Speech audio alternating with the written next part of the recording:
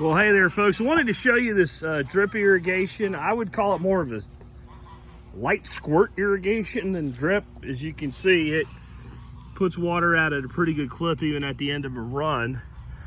It's made from PVC pipe. I used 1/2 inch because I had a whole bunch of 1/2 inch laying around from a project we actually pulled up out of the ground. And so I had to buy very little of it. And so that's why I did that. But what's cool about this is it's fully semi-automated.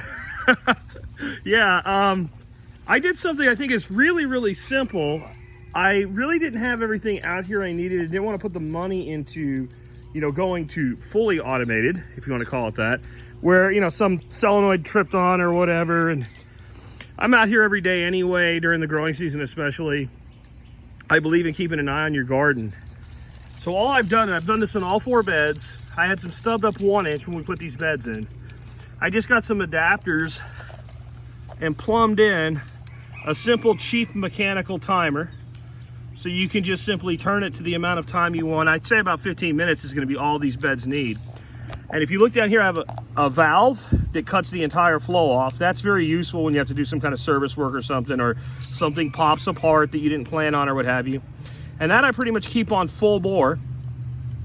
And then I have a valve on each leg, and that lets me individually control exactly how much pressure goes to both sides. Now, an important thing to know about using a valve to control pressure, it works perfectly in a system like this, where the other side of the valve is low pressure. So we have a high pressure side and a low pressure side of the valve, and the pressure on the low pressure side can never build up to equal the pressure on the high side because there's holes.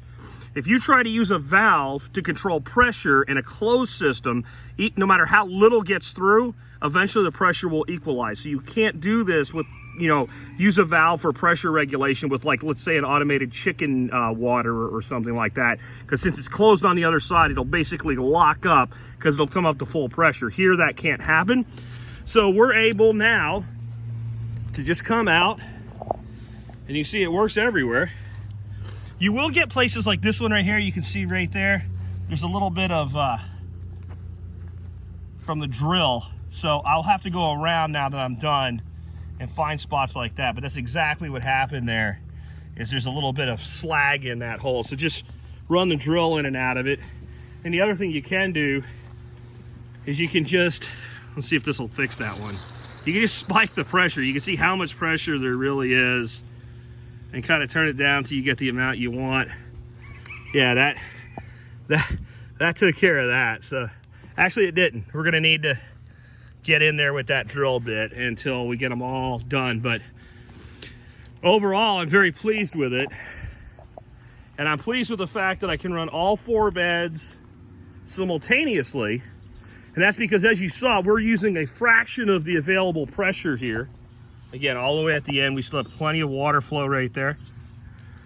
And what I'm gonna do, I'm gonna take my weed flamer here. All right, you get that nice and hot right there, and you use it to melt holes in the weed blocker. So I'll melt a hole for each emitter. And I expect this is gonna be a really good gardening season. I've got some other places that this technology is gonna be put into play. Having just started playing with it, I'm impressed. And you can see it puts out a good flow. And if you don't want it that fast, all you gotta do is dial back your pressure. Once you get it dialed in, you're good to go. There's another hole right there, and you can see that it's just needs that drill to go back in there and open it up a bit. There, that cleared it out. The other nice thing is, the way I handled the ends, because valves are expensive, I just put end caps on. And what this means, at any time, you can pop your ends off your far side and then turn the water fully up and just blow that line out to clean it out if any kind of debris gotten in it. So I think it's gonna work really, really well. And I went 8 inches on my spacing. I did that one at 6, and I decided that was closer than it needed to be. So all other 3 beds are at 8-inch spacing. You can do anything you want with it.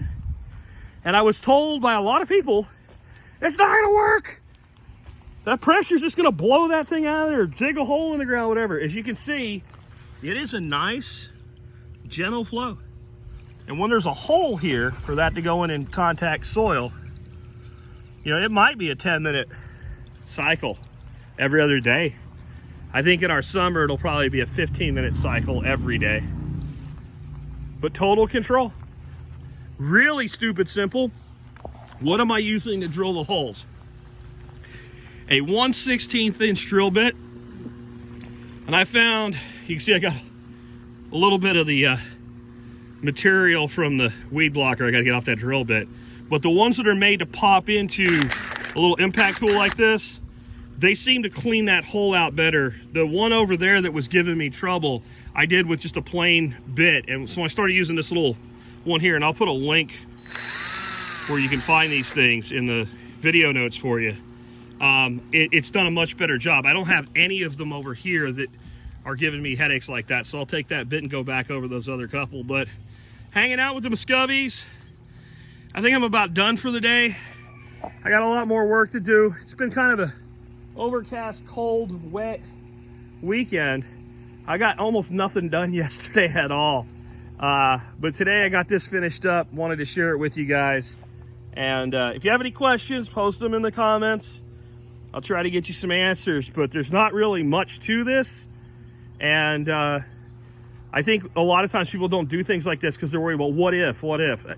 It's PVC pipe. Throw it and get it going. Oh, I've also been asked real quick. One of the things people keep asking me is like, so are you going to bury this? No. I'm going to put wood chips on top of the weed blocker before we plant this spring. And again, there'll be a hole burnt in the weed blocker. And this will stay above grade. And that way, if something gets clogged, it's really easy to find it and fix it.